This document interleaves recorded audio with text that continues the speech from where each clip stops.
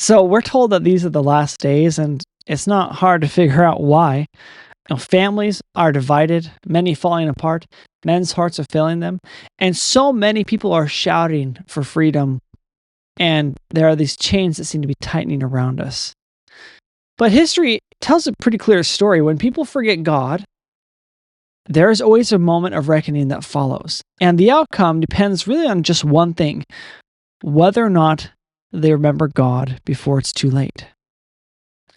So let's look at the lessons of the past, at some past revolutions, lessons that are truly written in blood and tears of countless souls.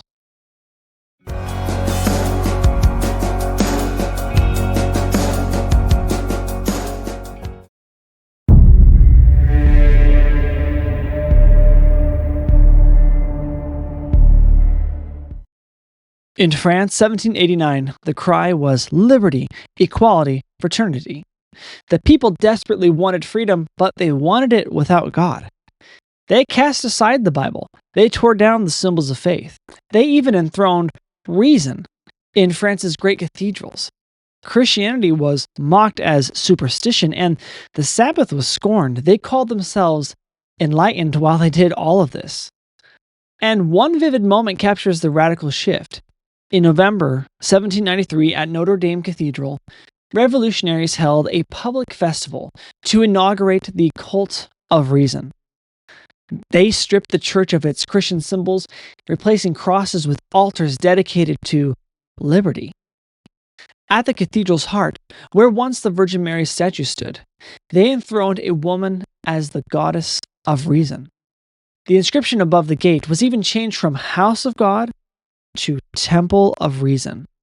But what followed in this godless liberty? Blood. Blood in the streets. Neighbors turned on neighbors, and the dream of freedom descended into anarchy and chaos. During the Reign of Terror, suspicion and fear tore society apart. Revolutionary committees demanded loyalty to the government, not to God or conscience. Citizens denounced their neighbors, and mass executions by guillotine claimed about 17,000 lives. Paris literally ran red with blood. This wasn't freedom, it was chaos. It was destruction of the human body and soul. It was liberty without morality, and it devoured itself.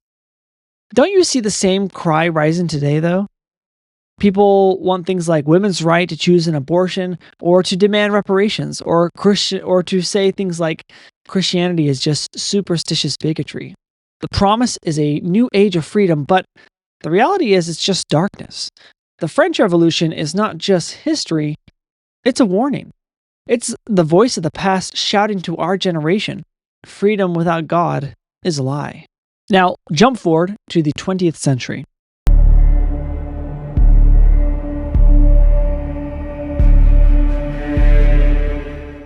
Russia in 1917.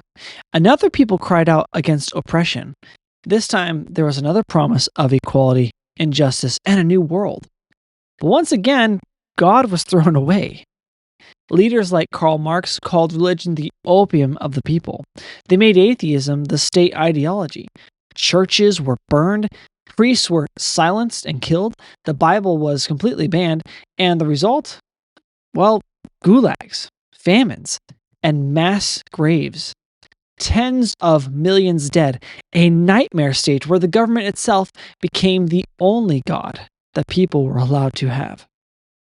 After the Bolsheviks seized power, they ruthlessly targeted the Russian Orthodox Church. Between 1917 and 1935, over 130,000 priests were arrested and about 95,000 were executed.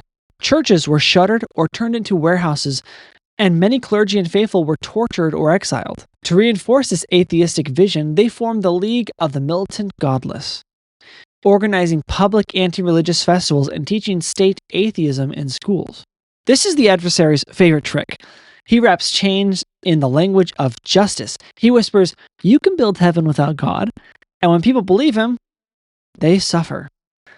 Okay, so we've gone through two terrible revolutions, examples of godless revolutions, but what about a godly revolution?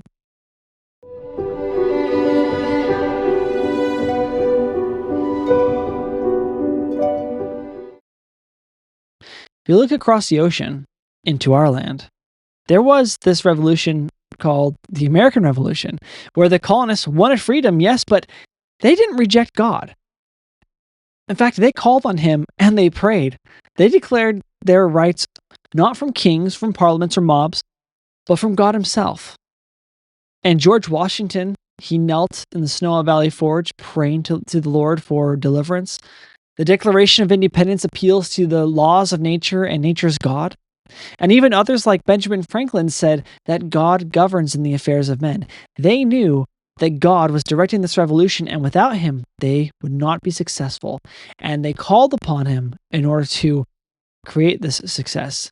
And anytime they started to fail, they knew that they needed to increase the righteousness of the people. That is quite the juxtaposition to the other revolutions. So what followed when they followed God throughout all this? Not terror or anarchy, but a constitution. Not chaos, but order and liberty. God raised up wise people to establish a nation where people could worship freely. The lesson couldn't be clearer. Revolutions rooted in God can preserve freedom, and revolutions rooted in pride end in terror. Now, there's an ancient record that was written for our time, and we know that is the Book of Mormon. It tells of a people who, in their pride, silenced their prophets and revolted not for liberty but for power. In the end, they destroyed themselves. This ancient voice echoes through the centuries to warn us. Learn from our story, or perish just like us. The pattern is unmistakable. France tried liberty without God and drowned in blood. Russia promised equality and this utopia without God, and it enslaved itself and murdered tens of millions. America sought liberty under God and was successful. The ancient people rejected God outright, the Nephites, and they were wiped off the earth. This isn't just opinion or theory. This is the undeniable pattern of history. So there's always a revolution trying to take place, especially today. Look at us. Which path do you think we're walking? We often silence prayer in public spaces. We legalize the killing of unborn children. We laugh at sacred things, and we call family values outdated. We exalt pride, and yet we call it progress. So tell me, which revolution do you think we are imitating today? Do you see the promise of our nation hanging by a thread? I do. Do you hear the voices of prophets pleading with us to turn back? So I just want to end with asking you, what do we do now and how do we prepare? I have a couple suggestions. First is listen to the inspired guidance of those who do lead us. Their voice is a means of survival. The second recommendation I have is, as an answer to that question, is strengthen your family. Your home is your fortress. Build it, protect it, fill it with light and truth. Live boldly. Don't hide your discipleship or apologize for your faith. Be a city on a hill. Be the salt of the earth. Stand out. Be the peculiar people. This isn't the time for half measures. This is the time for commitment. This is the time for courage. These are the latter days. And like President Nelson has said, this is the time that we are preparing for Christ to come again. He is urging us to prepare for that day. So history is not just history. Nations rise, nations fall, revolutions rage, but the kingdom of God will endure. And Christ is going to come. His kingdom is going to stand, and we're either going to be the ones helping to usher it in, or we're going to be the ones caught off guard when it happens. Thank you so much for listening, and live free until next time.